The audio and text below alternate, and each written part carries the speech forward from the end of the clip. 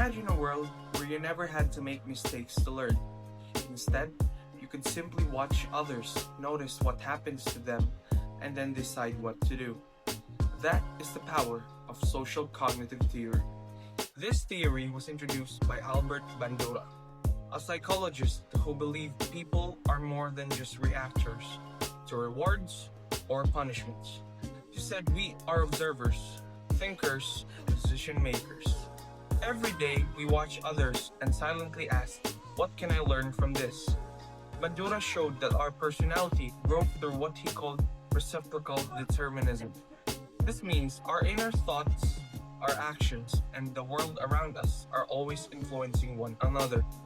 In other words, we shape our environment, and at the same time, our environment shapes us. At the heart of this theory are few powerful ideas. The first is modeling. We copy the behaviors of those we admire, like parents, teachers, or even fictional heroes. The second is vicarious learning. We don't have to touch the fire to know it burned. Watching someone else get hurt teaches us too. The third is self-efficacy. This is the belief in our own ability to succeed when we believe we can do something that belief pushes us to act. And finally, reciprocal interactions, a never-ending cycle where personal factors, behavior, and environment shape us one another, like pieces of a puzzle constantly fitting together. Personality formation. How does this shape who we are? According to social cognitive theory, personality forms through the lessons we absorb from watching others. Example, a child may see kindness rewarded and begin to act kindly to themselves.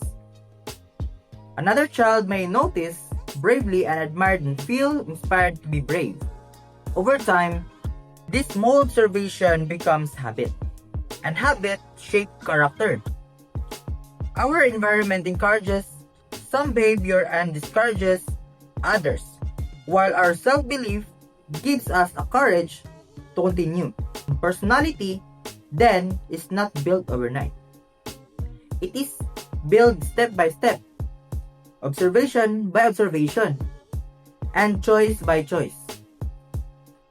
Strengths and limitation.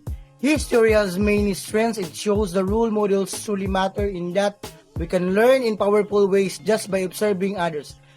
It also highlights the importance of self-confidence in shaping success.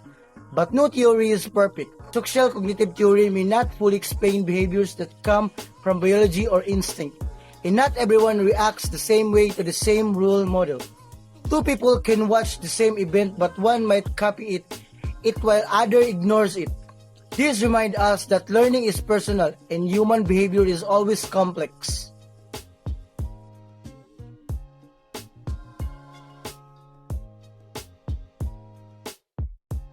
So, Moana is brave, curious, and determined. She dreams of exploring beyond the reef, but she also feels like heavy responsibility of caring for her island. This trait, however, did not appear out of nowhere. They were shaped by the people she watched, the lessons she learned, and world she lived in.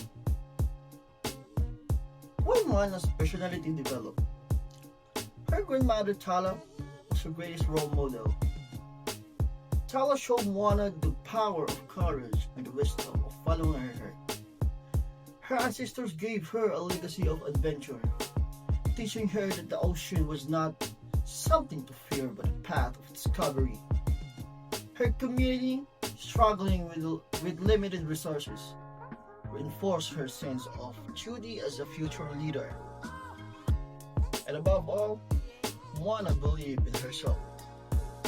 Her strong self-efficacy gave her the strength to go beyond the reef, face dangers, and restore the heart of Tifiti. Without that belief, her journey would not have been possible. Summary of insight. In the end, social cognitive theory shows us that personality is shaped by role models, environment, and self-belief. One as illustrated this beautifully. She observed the courage of her grandmother, modeled the adventure spirit of her ancestors and was reinforced by the needs of her community. Most importantly, she trusted her own ability to succeed.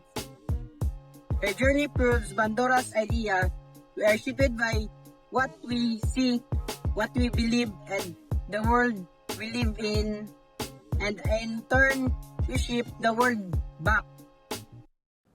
Thank you for watching my presentation. I hope this gave you a clear understanding of social cognitive theory and how it's explained not just one personality but the way all of us grow and learn.